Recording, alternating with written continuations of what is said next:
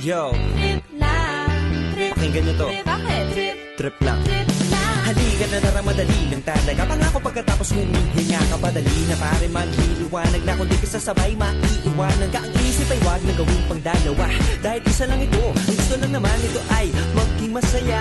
Para di ka mabato ay iwasan mo kung pananatili sa isang lugar. Ibig ko sabihin ay huwag ka papasakop sa takot, wag ka papasakop kapag nangate. Eh di ka, dito isipin mo hindi ba sa lahat ng karanasan mo dito sa mundo bilang tao gano'n pa rin hindi nagbago. Pinakamasaya yung di pinlano kasi pag